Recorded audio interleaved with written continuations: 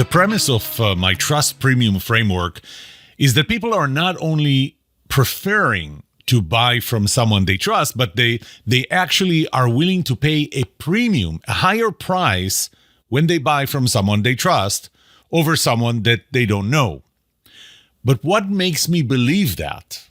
Well, there are several beliefs that we hold. And maybe we were taught by our parents, maybe we don't even know why we know them, but we consider those to be true. And nobody ever tested that in research, and I have.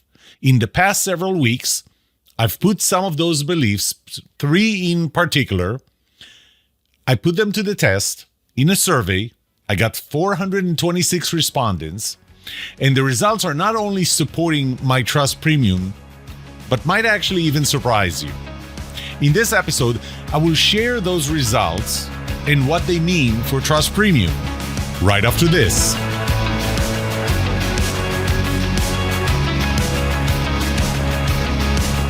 Welcome to The Trust Show. I'm Yoram Solomon, your host, the author of the Book of Trust, and facilitator of the Trust Habits Workshop. My mission is simple. I want to help you form habits that build your trustworthiness, because the answer to this question will have the biggest impact on your personal and professional success or failure. Can I trust you?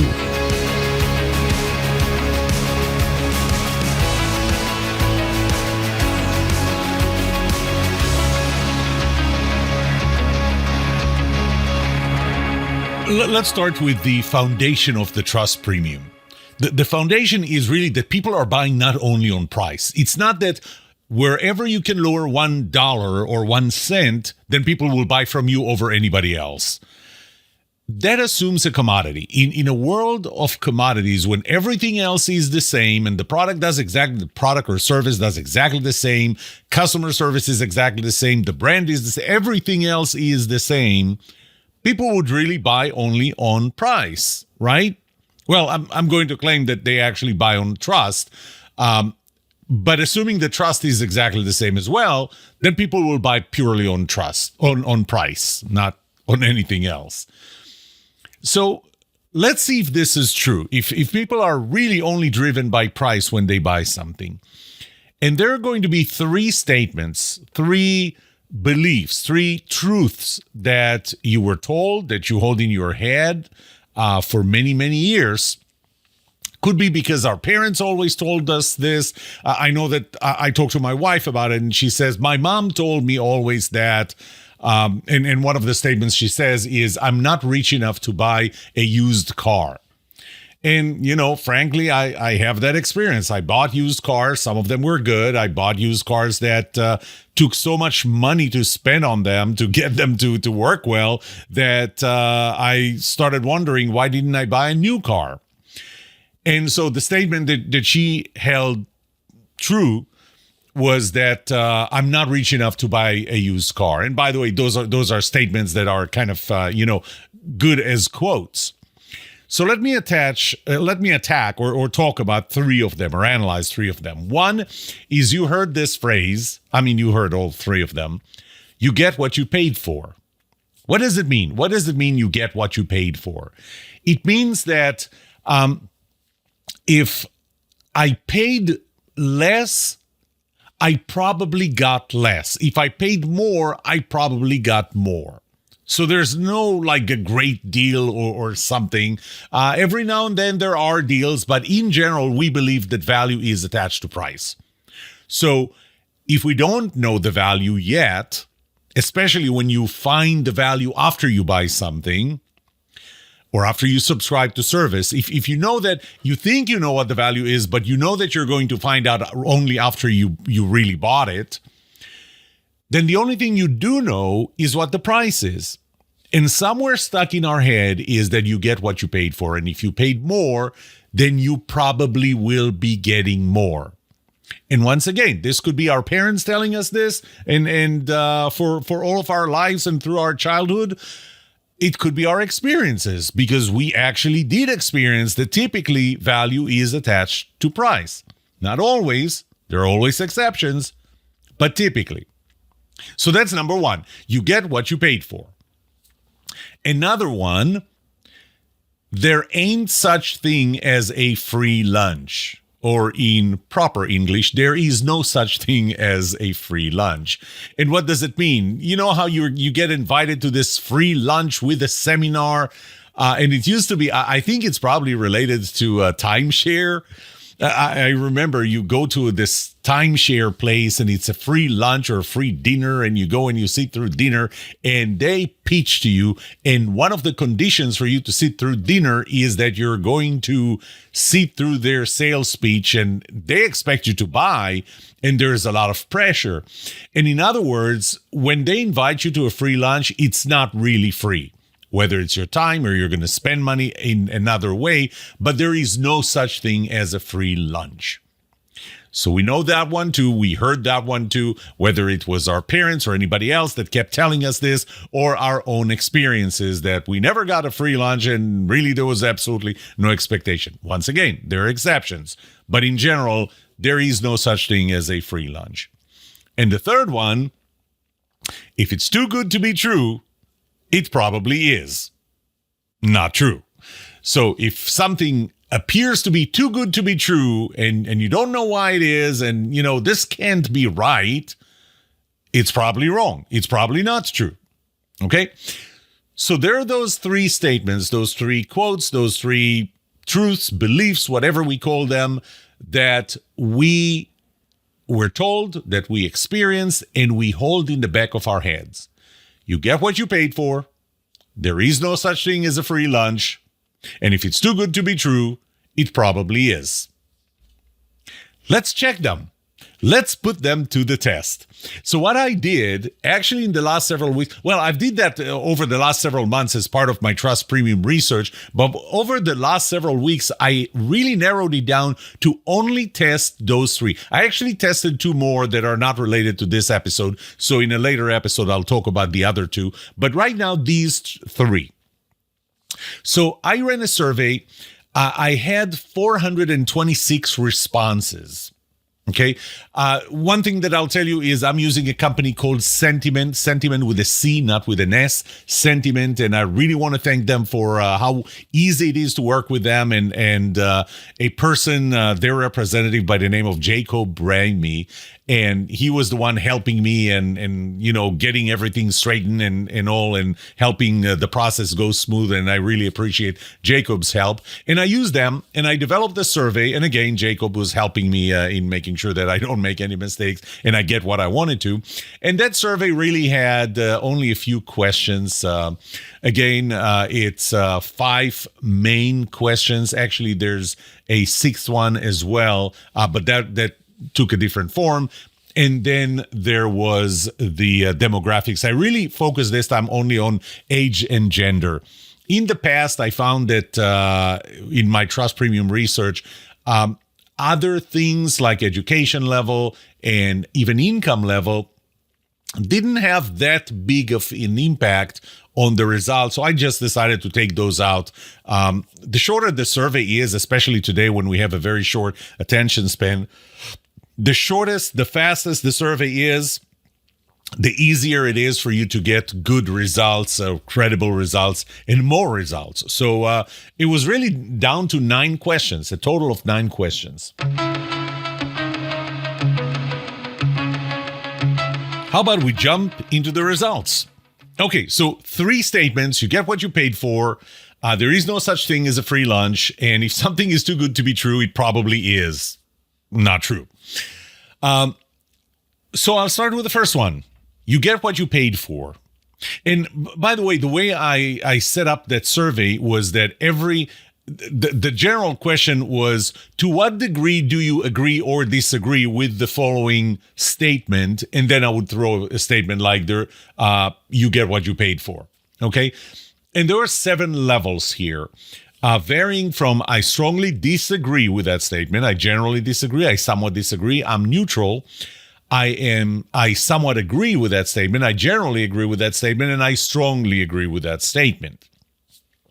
So I'm going to look at it from several different perspectives. The first one is just how many said agree, whether it's somewhat, generally, or strongly agree, versus how many said disagree, somewhat, generally, or strongly disagree, and then the rest are neutral. So you get what you paid for. What percentage of people do you think agree with that statement? Think about it for a second. You get what you paid for. What percentage? Out of 100%, 67% agree with that statement. Just so that you know, 36% generally and strongly agree. 31% somewhat agree with that statement. But agreeing with that statement was 67%. Only 16% disagree with that statement. Only 16% disagree with that statement.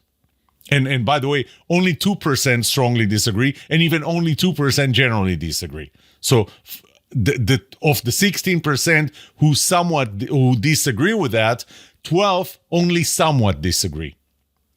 This is a very strong agreement with that statement. You get what you paid for. We strongly believe that you get what you paid for.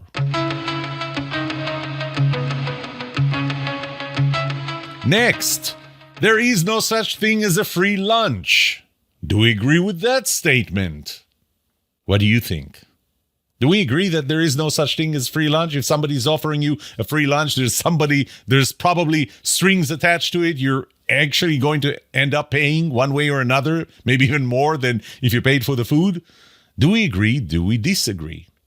64% agree with that statement. 20% strongly, 18% generally, 26% somewhat agree, 15% are somewhere in the middle. And by the way, that neutral part was very consistent across all three questions. Well, you'll see that, okay, I'm not going to say the other part, but 16% neutral, 15% neutral, 16% neutral across those three statements. But here, there is no such thing as free lunch. 64% agree, 21% disagree. And once again, when I look at the disagree, 4% strongly disagree, 4% generally disagree, 13% only somewhat disagree with that statement. 15% neutral, and then 64% agree with the statement, there is no such thing as a free lunch. I don't know about you, but I think that these results are pretty cool. Okay, so third statement, if something is too good to be true, it probably is. What percentage do you think here? 73%. 73% of 426 participants agree with that statement. 25%, by the way, strongly agree. 20% generally, 29% somewhat agree. Total, 73%. Yes, I know they add up to 74. That's rounding. 73% agree with the statement. If something is too good to be true, it probably is. Only 11% disagree. 2% strongly disagree, 1% generally disagree, 7% somewhat disagree, 16% again neutral. 73% agree with the statement, if something is too good to be true, it probably is. So the results that I shared with you are general results, both men and women, total of 426. But I wanted to compare and see the impact of gender and the impact of age. So let me start with gender. I had 206 men and 219 women. And you may ask, wait, 206 men plus 219 women, that is not 426, that's 425. I had one person identifying themselves as non-binary. And I don't really know how to relate to that in the context of gender, men versus women. And plus, I can't put non-binary as a category of one person only and have reliable statistics. So I stayed with 206 men, 219 women. Let me ask you this. Those beliefs, you get what you paid for, there is no such thing as free lunch, and if something is too good to be true, it probably is. Who do you think hold them stronger, men or women? Well, yesterday, as my wife and I were driving to friends, I asked her on the way, and she said, definitely women. Nope, men. All three of them. So you get what you paid for. In general, I told you it's 67% agree with the statement, you get what you paid for. 67% in general, 72% of men and 63% of women. 9% more men than women believe that statement. And if we look at the flip side, disagreeing, in general, it's 16%. Only 12% of men disagreed. 21% of women disagreed with that statement.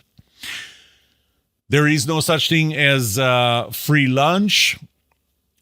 General agreement, 64%, but men agreed 69% versus women, 58%. So this is even more than 10% difference between men and women. Men are stronger believers in that statement than women. Disagree.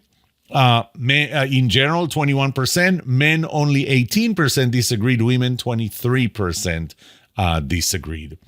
Which, by the way, is an interesting thing here, because that meant that women had a smaller neutral area. And that's true in this case more than the previous one. Okay. So this is there is no such thing as free lunch. How about too good? If something is too good to be true, it probably is. In general, the agreement was 73%. Men agreed 79%. Women only agreed 68%. Disagreement, in general, 11%. Men agreed only 8%. Women agreed 13%. Once again, fewer women were neutral to the answer. So, in general, the conclusion from that part was that we all believe these statements that you get what you paid for, there is no such thing as free lunch, and if something is too good to be true, it probably is. But men hold those beliefs stronger than women. All three of them. Just something interesting to keep in mind. The next factor that I wanted to check if it has any impact is age. Do we change how we hold those beliefs, or how strongly we hold or agree or disagree with them, with those beliefs, with age? Now, one thing that I'm going to state here is the previous ones were really, everything I described to you was what's called descriptive statistics. So I looked at averages. I counted. I mean, it was really just counting. It was the percentage. What percentage of people, men, women, answered one way versus another. I just gave you the percentages. But now I wanted to check correlation. Is there any correlation between age and how strongly we hold any one of those beliefs? And when you check correlation, now you're getting into statistics. It's more than just descriptive statistics. It's really connection between factors or variables. And there are two things to keep in mind. There is significance of the correlation and statistical significance of the correlation. Those two things are somewhat related, but they're different. They're different terms. Significance means that there is a significant difference between, when you're at 18 versus when you're at 65. There is a significant difference between how we hold those beliefs. Statistical significance means that the probability of predicting the result based on knowing the age, that probability is very high. And we typically look at a 95% probability, which translates into, in statistic terms, a P of 0.05 or less. So something can be significant, which means I can see a big difference, but not statistically significant, which means that it can't really be proven. It doesn't apply to all cases. Something can be statistically significant, which means it is very predictive, but not very significant, so it's not a big impact. So, for example, I can find that as age changes, there is a dramatic impact on, how strong. We can very strongly predict by age what would be the reaction, but the reaction is actually pretty similar across all ages. So, I'll talk about these two things. First of all, there was very small effect and not enough statistical significance on the effect of age on how strongly we hold the beliefs that you get what you paid for. So the first one had very small effect, very little statistical significance, or not enough statistical significance to say that there is a correlation. So as it turns out, age did not have an impact on how strongly we hold you get what you paid for. However, that changes with there is no such thing as free lunch.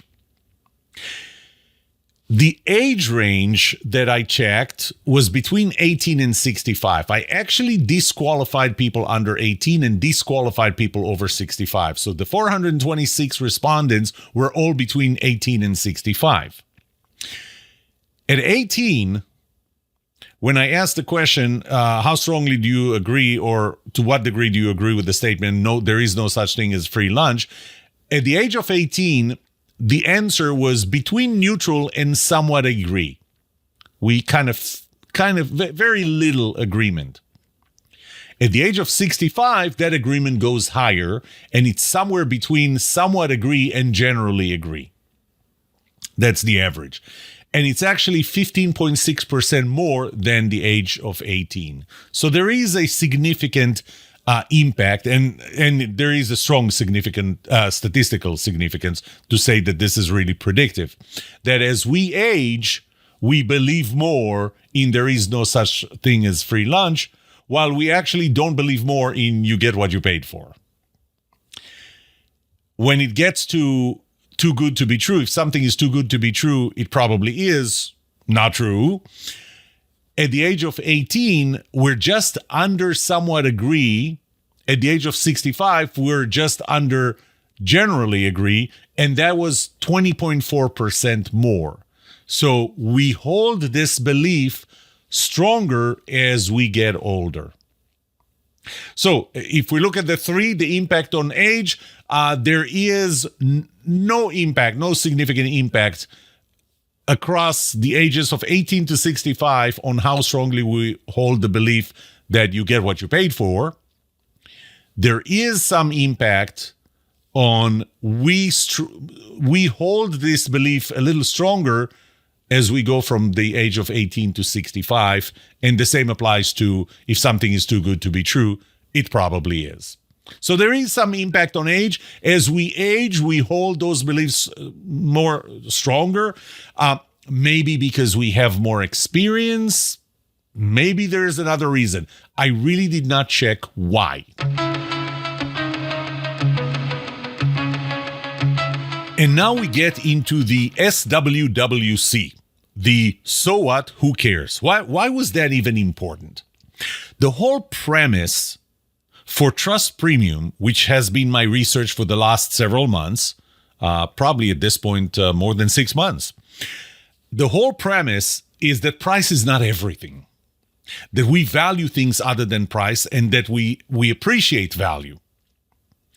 And if we hold these beliefs as strongly as we do, I was actually surprised. I did not expect those numbers to be this high. But if we hold those beliefs that you get what you paid for, there is no such thing as a free lunch, and if something is too good to be true, then it probably is, that means that we really pay attention to value. Not everything is price. And that is the foundation to Trust Premium. Because trust is a value. The fact that we value one person, and this is the whole research of Trust Premium, the fact that we value the trust that we have in one person means that we're willing to pay more, a higher price. We have value for it, and therefore we pay a higher price. And you already know from previous episodes and previous research that I advertised, that I published, that take insurance agents, we're willing to pay 5.5% higher premiums when we get the same policy from an insurance agent we trust versus one we don't know, that we're willing to pay 39.4% higher fees to a financial advisor we trust over someone we don't know, 29.3% higher price to a contractor that does a $10,000 home remodeling project that we trust over someone we don't. So we know that we're willing to pay a premium, and the reason is because we see trust as value. But we have to keep in mind that trust is relative and contextual. Everything that I described to you, and when I described my findings to my wife yesterday and told her, we believe this statement that you get what you paid for, she said, it depends on what? And she was right.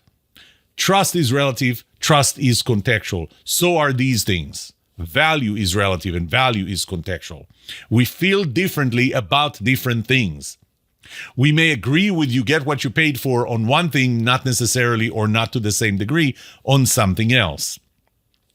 Then there are different factors that affect the trust premium, like the consequences of making the wrong decision. Is this going to be a long-term relationship?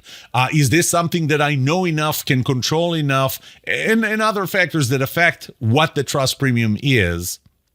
And we should never forget that, first of all, you have to build trust so that you will get that trust preference, which means customers will choose you over someone they don't know, because they trust you, and the trust premium, which means they're willing to pay you more.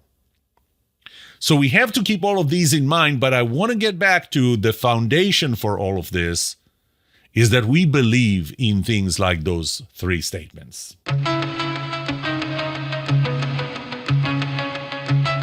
Okay, it's time to wrap this up. And in summary, my more recent research that I did shows that we really believe, not just really believe, we strongly believe that, one, you get what you paid for. So if you pay more, you're probably going to get more value. And remember, and this is really important, you know what you're going to pay very, very early on. What you don't necessarily know is how much value you're going to get. We strongly believe that there is no such thing as free lunch. If somebody is offering you something for free, there's probably strings attached. You're going to end up paying for it one way or another. And three, if something is too good to be true, it probably is. And that's the third thing that we believe in. Again, strongly. Actually, this one is the one we believe in the strongest. There are some gender differences. Oddly enough, men believe those statements more than women. There is some age difference in some of them. As we get older, we hold those beliefs even stronger. But the reason I share this, the reason I did that research is because this is the foundation for trust premium. The fact that we believe that value comes out of is something that is attached to the price. And when we pay more, we actually get more value. It's not just that we pay more and we don't get more value. People pay for value. They value trustworthiness. That's the whole trust premium research, which I talked about in the past. Well, that's it for today. I hope that this made you think a little differently about trust and trust premium. May trust be with you. This was The Trust Show.